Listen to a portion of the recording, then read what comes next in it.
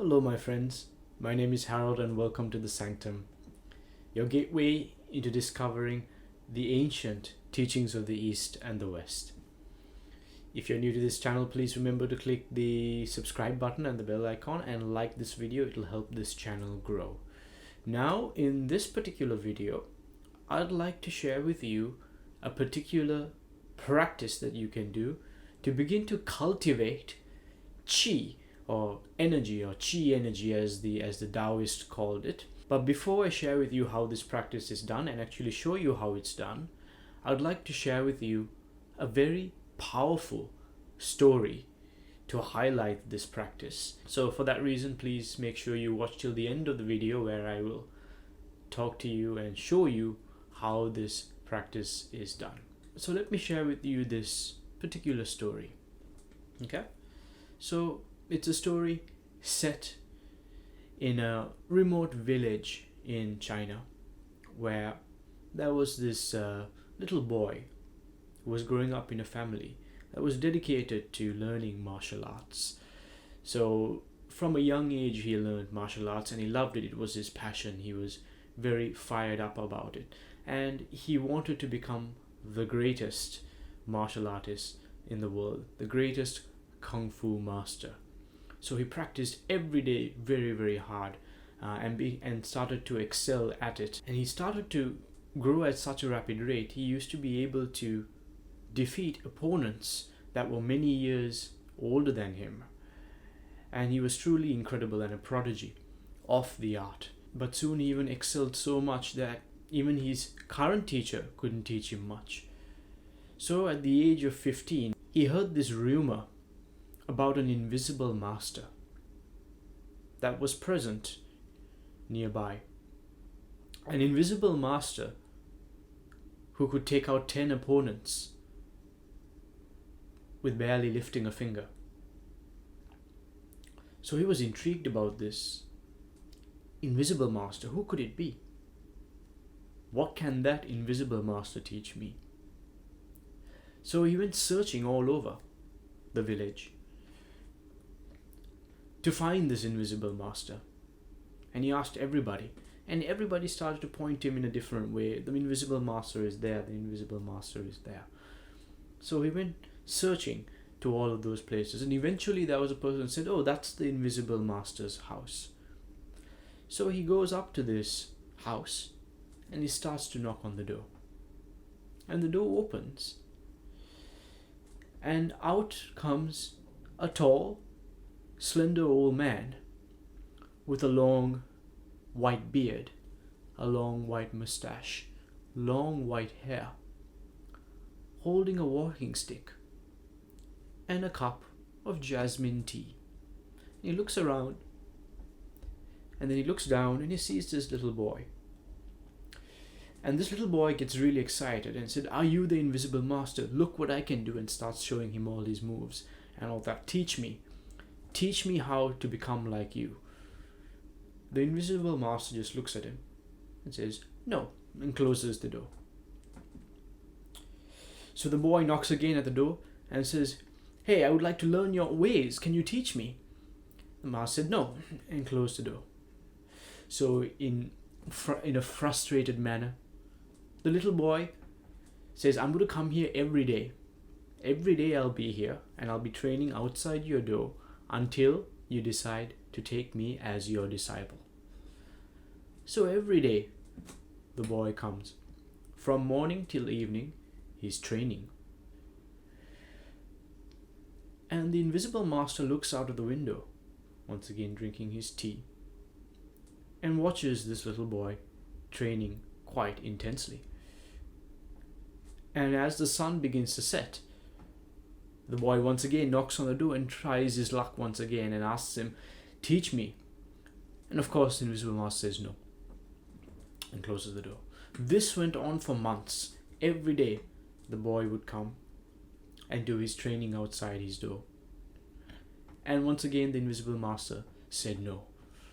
But eventually, one day, after the boy had completed his training, the invisible master was getting tired of seeing this guy every day outside of his door. So the boy knocked on his door And he opened the door. And of course he said, please train me. But this time, instead of saying no, the invisible master said, okay, but if you're able to do this one task. And the boy said, anything, what do you need me to do? The invisible master pointed at a tree that was nearby. And it was a tree about 3 to 4 inches thick in diameter. And it wasn't very tall. You see that tree over there? If you were able to hug that tree with your arms like this and pull the tree out, completely uproot the tree, I will train you. So the boy said, yes, no problem, I'll do it. And went running and started to try to uproot this tree that he obviously couldn't do on that first day. So the invisible master thought, okay, I've fixed him. There's no way he's going to be able to do this. And he goes back to drinking his tea. But every day, the boy arrives, does his training, and attempts to pull the tree out of the ground. And he does this every day, and years go by. Years and years and years go by. And by this time, he's becoming older and stronger and more muscular. And now he's like ripped and he's strong. But as the years go by, even the tree becomes bigger and bigger and bigger and bigger. And now it's like a proper tree.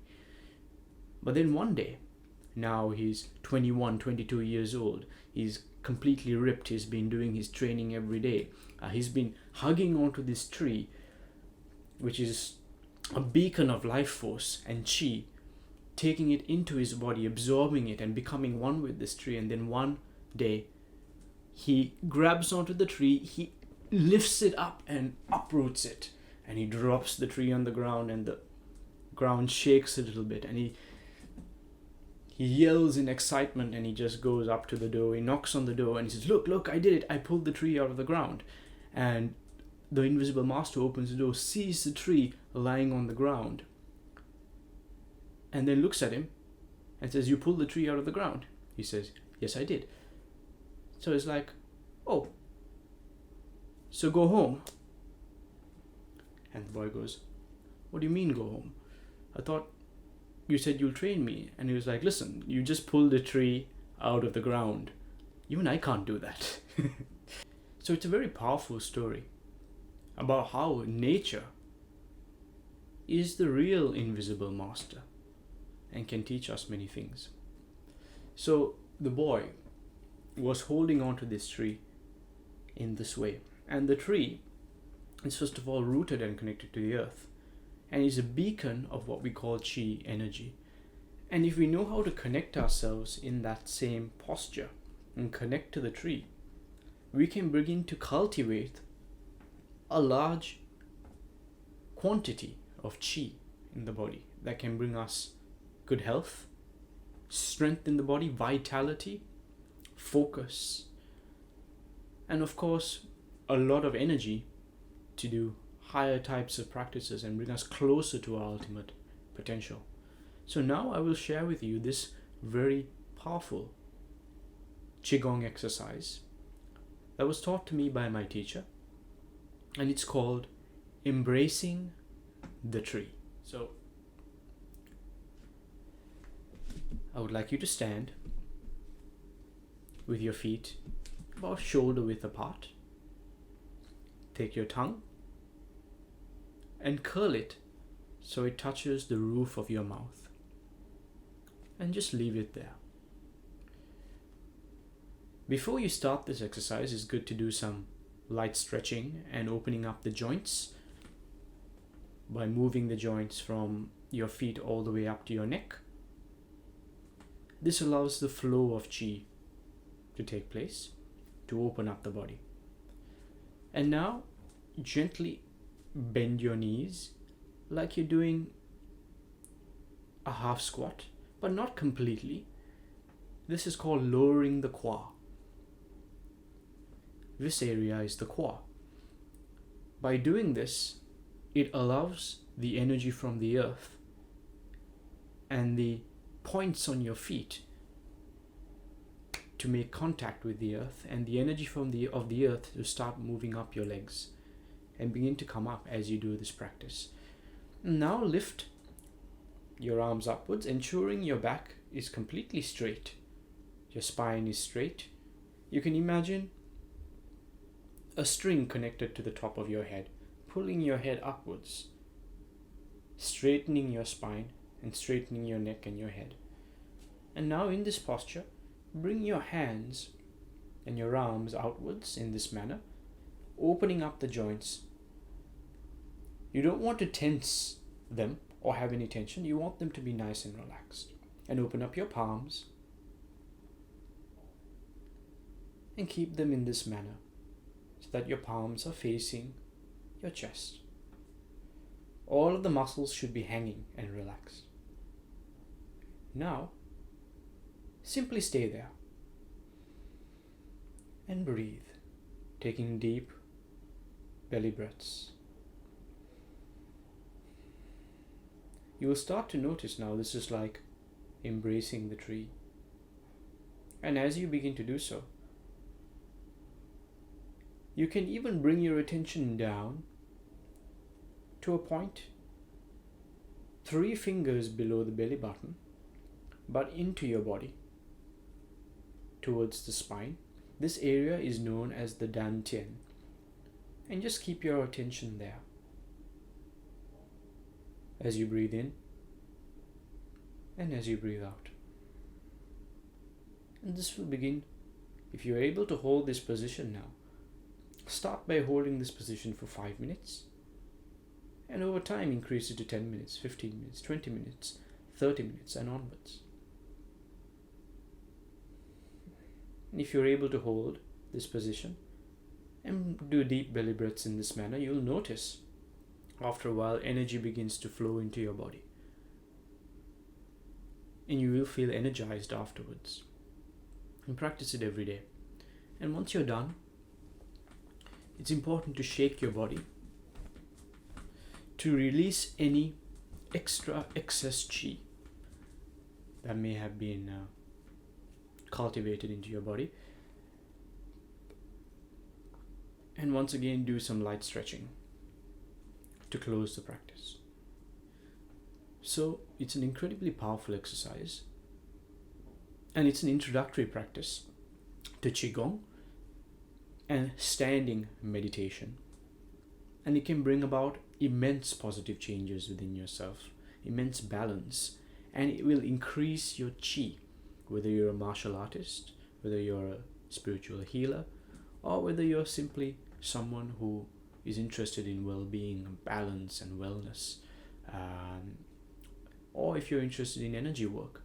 This is an excellent practice to increase your sensitivity to energy, but also increase the energy that you have. So I hope you enjoyed this video. Thank you, take care, and I hope to see you very soon. Peace.